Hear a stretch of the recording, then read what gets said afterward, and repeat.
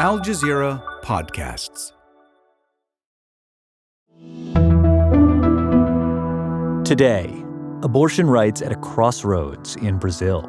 1 out of 7 women will undergo an abortion. So if you know 7 women, one of them at least could be sentenced to prison. Brazilian feminists are pushing to loosen restrictions on abortion, while conservatives are pushing to criminalize it even further.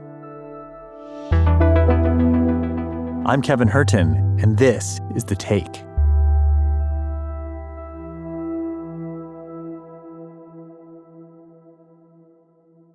"23 seconds. That's how long it took the conservative majority in Brazil's legislature to vote to put a new bill criminalizing abortion on the agenda. That was on June 12th. The bill would equate abortion to murder. If the bill passes, a woman or child who has been raped and terminates the pregnancy after 22 weeks could be sentenced to 20 years in prison. That's double the punishment for rapists. And Brazilian women were fast to take to the streets. Women have been taking it to the streets across Brazil to protest Bill 1904, drafted by members of the Evangelical Caucus. The outcry was so strong that the Speaker of Brazil's Chamber of Deputies, Arthur Lira, was forced to back down.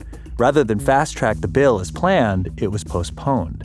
Arthur Lira declared that the bill won't be processed urgently and announced the creation of a representative committee to discuss it with the Brazilian society. Now it will be debated in the legislative session that started August 1st in a Congress where conservatives have the majority. Brazil has a left-wing president, Luiz Inácio Lula da Silva, who opposes the bill. But now, more than 215 million people face a massive erosion of abortion rights. And as Luna Borges explains, there's a long history here. I'm a Brazilian feminist, an international human rights advocate, but I'm speaking from Rio de Janeiro. It's a pleasure to be here. Why don't we start with some basics? What is the law as it stands right now? So our legislation around abortion is sadly outdated because it comes from a time when women were not even fully recognized as citizens. It's our penal code from 1940, which punishes abortion up to 3 years in prison, except in cases of rape, risk to the life of the pregnant person, and when the fetus suffers anencephaly, which is a fatal birth defect. So we have 3 legal grounds, and 2 of them we have had for almost 100 years. So you have an outdated legal framework that goes back to 1940. Still, change is coming, and it doesn't sound like all of it is positive. There are 2 competing visions for this change. One is through the legislative branch, and the other is through the Supreme Court. Mm-hmm. So maybe you could start with the proposed legislation that has brought so many people into the streets in protest. Yes. So things don't happen out of nowhere, even in Congress and political debates, right?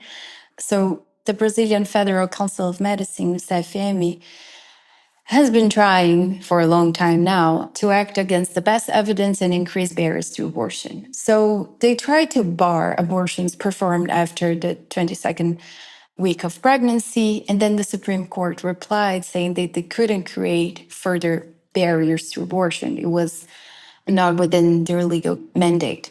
And then after the Supreme Court ruled on this, the president of the Chamber of Deputies said that they would respond. Yeah.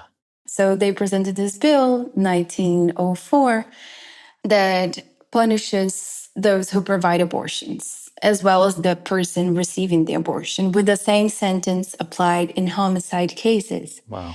Even for the abortions that have been allowed by Brazil's penal code.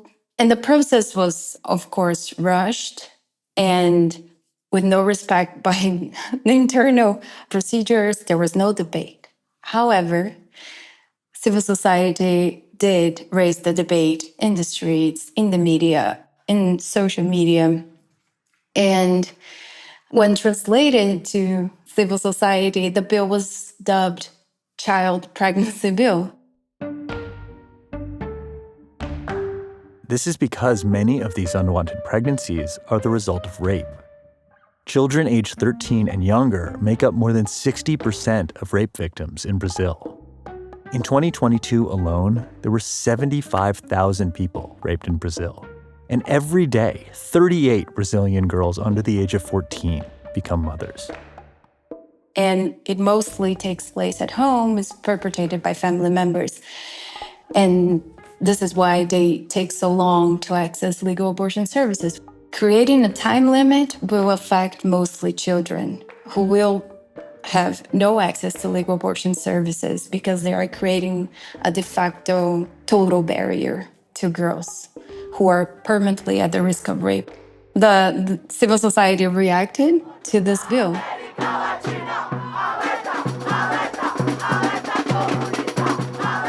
They chanted in the streets, criança não é mãe, like girls should not be mothers, they should be girls. So we have conservatives pushing this highly restrictive legislation regarding abortion, but there is this second path, which I want to ask you about, and that's through the Supreme Court. Mm-hmm. There is a case pending there that could decriminalize abortion in the country up to 12 weeks of gestation. So just tell me about that case a little bit. Yes, of course. It's a landmark case. In 2017, ANIS, Institute of Bioethics, was joined by PSOL, a political party, and they presented to the Supreme Court a petition to decriminalize abortion in the first semester. So this petition was presented and the civil society organized around it. And in 2018, the Supreme Court held public hearings. 5 years later, last year in September, the Supreme Court, then President Rosa Weber, who was on the verge of retiring, opened the session and voted to decriminalize abortion within the first 12 weeks of pregnancy. And her ruling is really interesting because it not only decriminalized abortion, but based on international human rights law, on the Constitution itself, but also created this system of social reproductive justice, saying that abortion shouldn't be only decriminalized. States should guarantee access to abortion. And is it fair to say that the Supreme Court is considered more progressive than the legislative branch and that this has a much better chance of passing? I think it has because the arguments presented in the petition to decriminalize abortion, they're clearly established as a constitutional right to health, to life, and to dignity. So I think they have more chances on that perspective on how the arguments and the debate is organized. Right. So it's a really interesting ruling and moment in Brazil. After the break, how Brazil has become a battleground for global culture wars.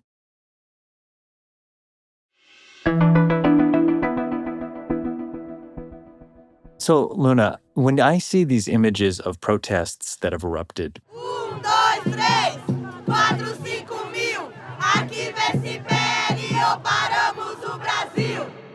you have people on both sides just screaming at each other with real vitriol and passion.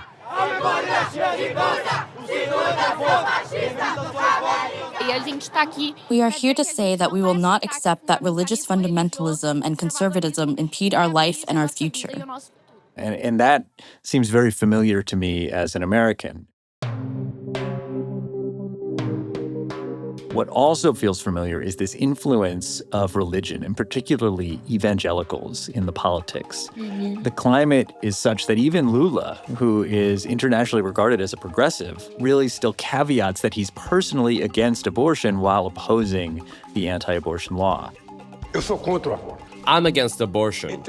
However, since abortion is a reality, we need to treat abortion as a public health issue. And I think it's insanity that someone wants to punish a woman with a sentence that's longer than the criminal who committed the rape. Left-wing President Luiz Inácio Lula da Silva, who has been courting the Christian evangelical voters, has been forced to take a stand.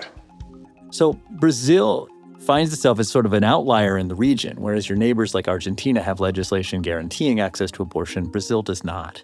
Can you talk about why abortion has become such a polarizing issue for Brazil? I think I have a different perspective. I wouldn't say it's a polarizing issue only in Brazil. I think anti-rights groups around the world, they have used their rhetoric against abortion to capitalize politically. But they have always faced a strong reaction from civil society, who has been organizing in innovative ways, petitioning the courts, but also working to socially decriminalize abortion. Change the conversation around abortion, bringing faces, stories to the public debate. They have done that in Argentina, where they approved the law in 2020, but also in Colombia, where the court decriminalized abortion in 2022. And if you see, when France included abortion in their constitution, they had green bandanas. It's a symbol from Latin America, a symbol that was created in Argentina. I think we have a lot to learn and to create in a solidarity across movements in countries. I think there are some international organizations doing that, creating like ecosystems of feminist activism around the global south. So I wouldn't say that there's a polarization necessarily. Of course, it's a contested issue, a sensitive issue, but again, because it is framed by people that usually have more political power this way, political power in the more traditional way. I think movements have been creating a new way of political power in the streets and in the public conversation. I want to get to that. I do want to get to that. I just want to make sure that the question is, it's more about the influence of evangelicals, which it provides this organized and energized opposition. Yeah. I think, and even within evangelicals or Catholics, it's not a monolithic perspective, right? I am evangelical, but I am for abortion. Members of Congress are using religion for their own benefit, saying they're defending Christian values to get more votes. There are some pastors working in Congress, evangelical pastors, that defend the right to undergo an abortion. So I think it's interesting to understand how they have been working as a movement, but they're not only the evangelicals acting in isolation. As I just mentioned, physicians have been doing that in Brazil. So it's more of an anti-rights wave that we can see in the US, we can see in Argentina, we can see in other places. Yeah, absolutely. So, look, it's clearly a thorny cultural issue, but what many activists are arguing, yourself included, is that this really should be considered a medical issue. And from a medical perspective, at least, the right to access to safe and legal abortions can be a matter of life and death. And that's especially for women from disadvantaged backgrounds. Can you tell me about that? Even though we have had legislation since 1940, the access to services has been terribly scarce. In a huge country like Brazil, only 3% of municipalities have legal abortion services. Like on paper, we're not even assessing how those services are provided. And researchers have been providing really well-documented data about how Black women face more barriers than white women when trying to access those services. So you can imagine how narrow their possibilities are to accessing legal abortion. So I think as importantly as it is referring to the penal code, it's also important to stress the service aspect of abortion, which is equally important. The way abortion is criminalized creates negative impacts on health policy and forbids even the ethical practice of medicine, even in cases where abortion is permitted. So it's a clear example of why using criminal law to regulate abortion can undermine health services, even in a country where you have a strong public unified health system.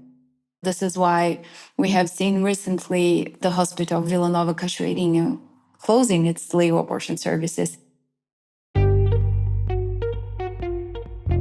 O prefeito de São Paulo, o bolsonarista... Sao Paulo's mayor, the Bolsonaro supporter Ricardo Nunes, suspended legal abortion services in a reference hospital for women victims of sexual violence in the northern part of Sao Paulo's capital. Da capital paulista. And it was one of the few hospitals that provided abortion later in pregnancy. So in a country where legal abortion services are so low, cachoeirinha and other services are being closed or even not resourced with personnel, creating huge barriers for access to women and girls.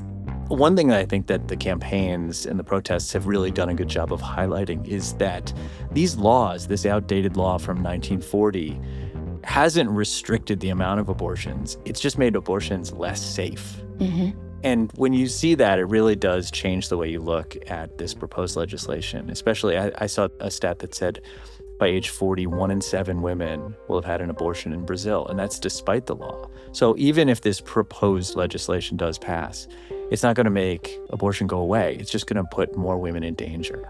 Exactly.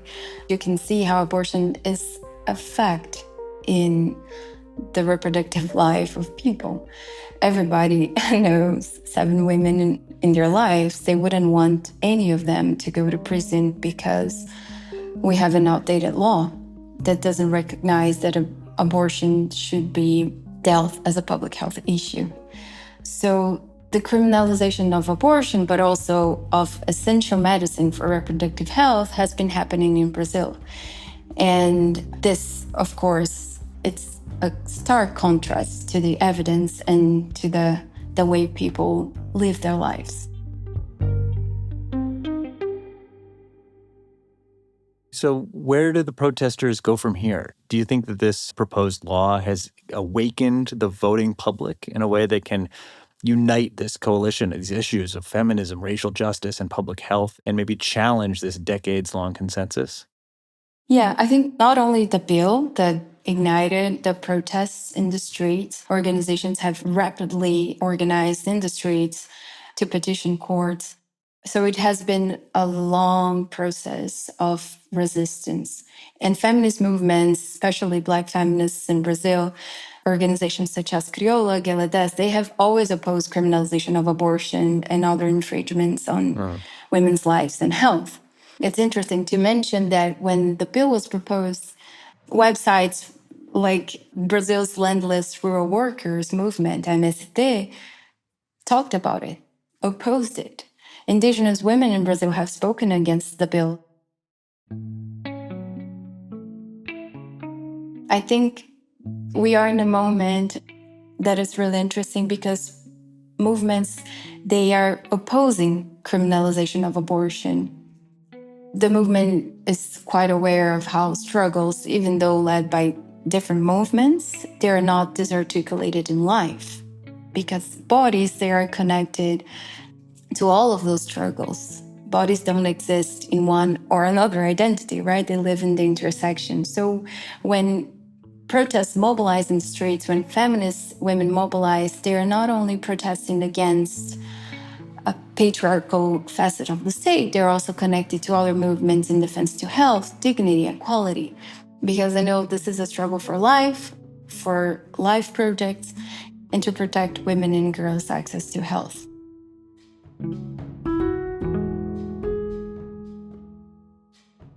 And that's The Take.